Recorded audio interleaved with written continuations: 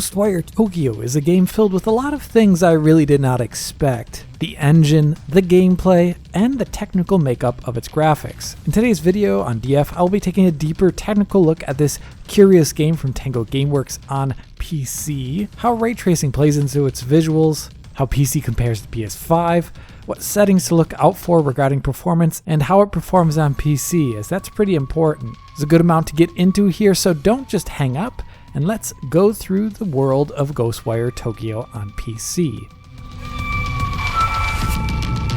As I mentioned in the introduction, the unexpected change here with this game is found in its engine. Unlike the previous two games from the studio, which used forks of id Tech, Ghostwire Tokyo uses Unreal Engine 4. This is a curious change that gave me a sigh of relief and hesitant nervousness. Their last games did not have the best releases on PC, so I thought maybe UE4 could soften some harder edges by being a more mature engine. On the other hand, Unreal Engine 4 makes me nervous lately due to stuttering issues in PC releases, but more on that at the tail end of this video. As it is now, Unreal Engine 4 has brought some great graphical finesse into this game thanks to its feature set. Chief among them is ray tracing. On PC and PlayStation 5, ray traced reflections steal the show. In my experience on PC, these ray traced reflections apply to many highly reflective, opaque surfaces with sharp detail to get perfect mirror-like reflections, and they also apply to duller materials, which give reflections a soft, distorted look. Them applying to duller materials will make them more expensive, but it is definitely worth it to add to this game's lighting realism. The majority of the game takes place outdoors at night when it rains, so you can imagine how important it is that the reflections look right here. I think the RT reflections look great, but as you see here on an RTX 3090, their transformative look definitely requires some performance, even on the lowest ray trace reflection settings. With them being so expensive, I'm surprised that there aren't other options to scale on PC, like the ability for RT reflections to also apply to transparent surfaces like glass, which now, in the current version of the game, only have SSR or cube map reflections. It's a sensible optimization, but usually expect some sort of scaling in this area on PC releases. On top of these RT reflections, PC and PS5 also have ray trace shadows. These RT shadows add more dubious upgrades to the game's visuals. They're pretty rare to find even on the highest settings, and most of the shadows in the game are actually still done via shadow mapping, or even baked shadows. You can find them here or there, like near this computer monitor where you can see ultra sharp shadows from RT being added. So they're nice, and they can increase the fidelity of smaller shadows for a modest cost, but they're definitely not essential to the visual excellence of this game like the RT reflections are.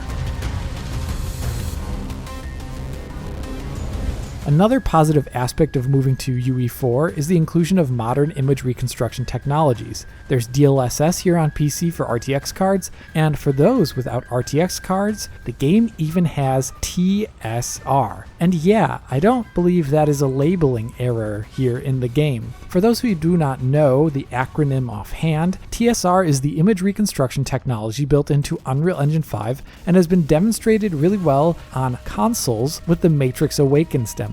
I cannot be 100% for sure that Tango has actually added this into a UE4 title, but whatever TSR is here, and I imagine it is TSR, well, it works really well. Here's the game running TSR in performance mode, which is 1080p internally. I also have FSR upscaling in performance mode at that same 1080p internal, and a real native 4K. Just look at how much better this TSR is than FSR, and how close it is to a real native 4K in those areas of the image where you can see edges and small detail. Yes, it cannot make the reflections look so much higher res, much like DLSS can't, but I feel this is already quite a bit better than normal TAAU as found in Unreal Engine 4. Normal TAAU actually is pretty bad at 1080p internal resolutions going up to 4K. I cannot be 100% certain if this is indeed TSR, since I can't use Unreal Engine Unlocker in this game for some reason, but given the fact that it works so well at this internal resolution,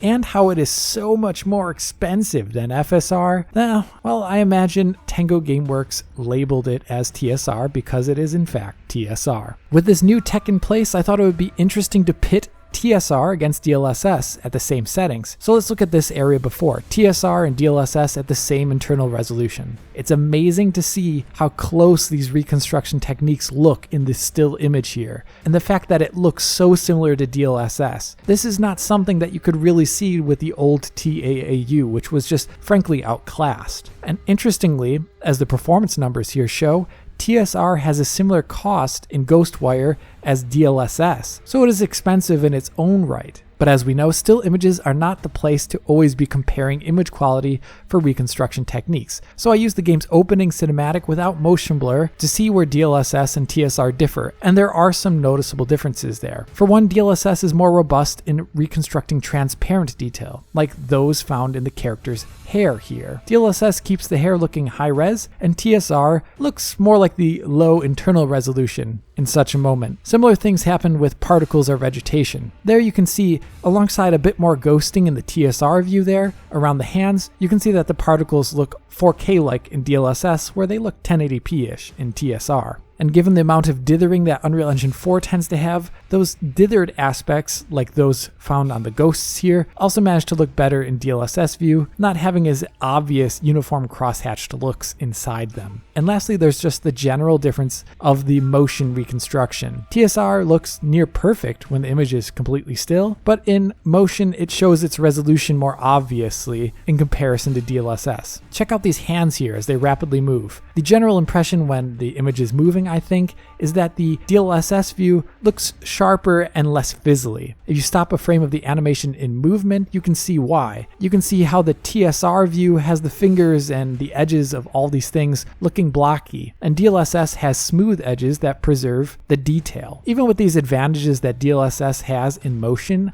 I still think TSR is an amazing choice for those playing Ghostwire without an RTX GPU. Hence why I was surprised to see that the PlayStation 5 uses FSR and not TSR in its various modes to get up to 4K. Here I'm just comparing to the HFR quality mode, which runs internally at 1080p, but as you can see, it's a dead-on match for FSR performance mode on PC, with that same circular look to single pixel details that almost looks like depth of field. I find this a bit of a shame, as even though TSR is of course more expensive than FSR, the results are a heck of a lot better. Other settings on PS5 show a similar level of compromise, I would say, compared to the PC version. Global illumination is using SSGI as found on PC and not SSAO, but as you can see here, SSGI on PS5 is for some reason rather grainy, even at the exact same resolution and other settings as PS5. Shadow maps on PS5 use the medium setting as found on PC, where they show up. Ray trace reflections have the internal resolution of PC's low reflection setting, as you can see here based upon this reflection on the ground in the opening area. But other aspects of the PS5's RT reflections look different than what you can do on PC. The duller reflections have more noise in them and stretch differently, perhaps because there's other optimizations there. It's hard to know why. When matched to low RT reflections, we can see that the PS5 uses the low RT culling setting, which reduces the range of objects in RT. So the reflection of the signs on the top of the building here disappear in this puddle when going down from high to low, and low is the same as PS5. And lastly, there's the ray trace shadows on PS5. These use the low setting. The low setting introduces flicker not found on medium or high when moving close to ray trace shadow locations, as you can see here.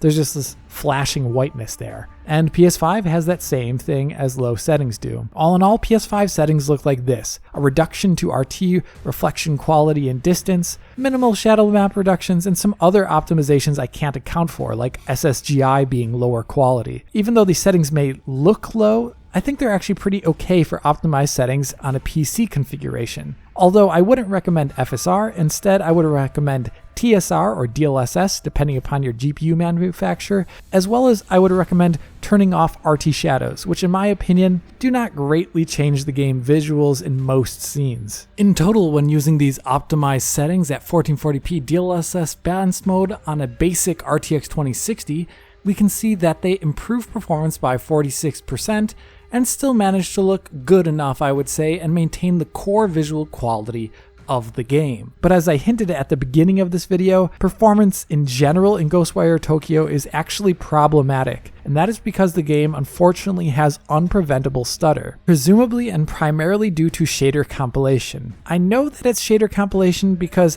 I could actually predict each time a stutter would occur. Oh, I'm firing my first shot in game? Well, that's a new effect, and it should cause a stutter. And, well, it did. Oh, I'm learning a new mechanic? Well, that should cause a stutter when some sort of effect pops up. Yep, it does. Oh, I'm interacting with an object the first time. Yep, that should stutter. Oh, it does. Okay. And so on and so forth. Each time something new happens, even minusculely new, like you interact with a different shape of floating object, for example, well, that will cause a shader comp stutter. I find it pervasive, I find it annoying, and I find that no game on PC should ship with these, as it mars the first play experience. But if you can live with these stutters, there are technically less of them than I've seen in other UE4 games. Shadow Warrior 3, for example, had 82 such stutters in its first 34 minutes of real-time rendering. Ghostwire Tokyo, in that same time frame, has 28. It's a lower frequency of stutters, but I don't think that's because the game has more shaders precompiled, but rather